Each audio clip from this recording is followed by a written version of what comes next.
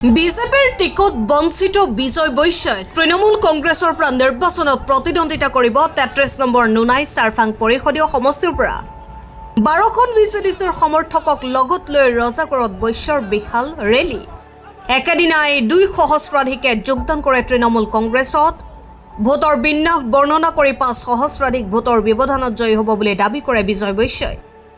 এক কথাত ক'বলৈ গ'লে বিজেপিৰ ভেটিত কঁপনি তুলিবলৈ সক্ষম হ'ব বিজয় বৈশ্যই সকলোলৈ নমস্কাৰ এতিয়া আসলতে নিৰ্বাচনী বতৰ মই বিজেপি দলৰ পৰা টিকট বিচাৰিছিলোঁ তেওঁলোকে মোক টিকট নিদিলে সেই আজি বিজেপি টিএমচি দলৰ পৰা টিকট লৈ পেলাই মই নিজ গাঁৱত প্ৰৱেশ কৰিছোঁ আৰু মোৰ সমৰ্থকসকলে সম্পূৰ্ণৰূপে মোক সমৰ্থন জনাইছে আৰু ইয়াত সহস্ৰাধিক লোকে বিজেপিৰ পৰা টিএমচি লৈ ট্ৰেন্সফাৰ হৈছে যোগদান কৰিছে টিএমচিত বিজেপি দলৰ পৰা আগন্তুক দিনত প্ৰথম কথাটো হৈছে শৈক্ষিক ক্ষেত্ৰত মই সমাজকেইখনক উন্নীতকৰণৰ প্ৰচেষ্টা ল'ম ইয়াৰ পাছত য'ত হস্পিটাল নাই সেই হস্পিটালসমূহ মই বনাবলৈ যত্ন কৰিম আৰু যিটো আমাৰ গাঁৱত ক্লাছ 9-10ৰ ল'ৰা ছোৱালী আছে বিনামূলীয়াকৈ 12খন ভিচিডিচি আছে 12খন ভিচিডিচিতে মই বিনামূলীয়া কোচিঙৰ ব্যৱস্থা কৰিম কম্পিউটাৰ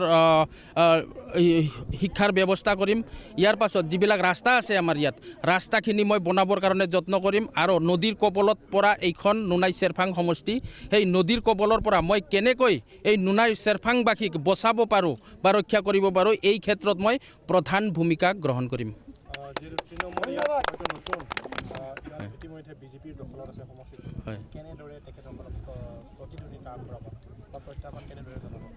চাওক আপোনালোকে দেখিবলৈ পাইছে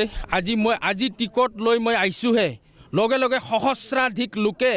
ইয়াত টিএমচি দলত যোগদান কৰিছে মোক চাই পেলাই টিএমচি দলত যোগদান কৰিছে সেয়ে মই ভাবোঁ যিখিনি মানুহ আছে প্ৰায় 80% মোৰ লগত আহিব আৰু এখন ভিচিডিচিতে আপোনালোকে এতিয়া চাওক কিমান মানুহ আছে ইয়াত তো 12খন ভিচিডিচিত কিমান হ'ব এই ৰাজাগড় ভিচিডিচিত গোটেই ইয়াত চাওক হয় আদিবাসী ভোটাৰ্ছ আছে 26,000 ইয়াৰ পাছত অসমীয়া ভোটাৰ আছে আমাৰ 6,000 সামথিং বেংগলী আছে 6,000 গোৰ্খা ভোটাৰ্ছ আছে 8,000 সামথিং হিন্দী ভাষী আছে 2,500 সামথিং আৰু কি আছে মাইনৰিটি আছে 6,000 সামথিং হয় হয় হয় হয়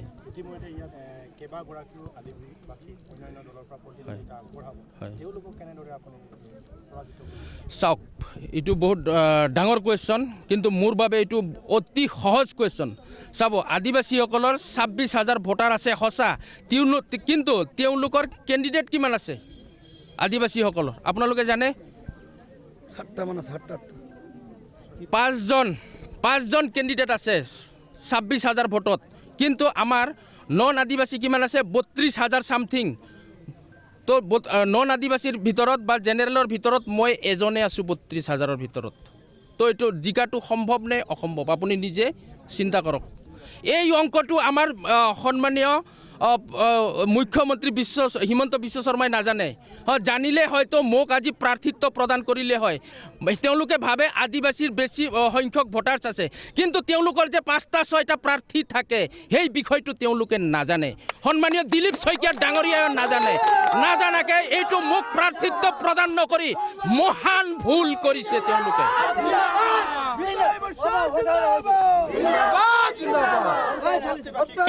সমষ্টিবাসীক এইটোৱে কৈছোঁ মই ক'ব বিচাৰিছোঁ সমষ্টিবাসীক এই সময়ত এই শুভ সময়খিনিত মই তেওঁলোকক ধন্যবাদ দিছোঁ শ্ৰদ্ধা জ্ঞাপন কৰিছোঁ যিহেতু এই গৰমৰ মাজত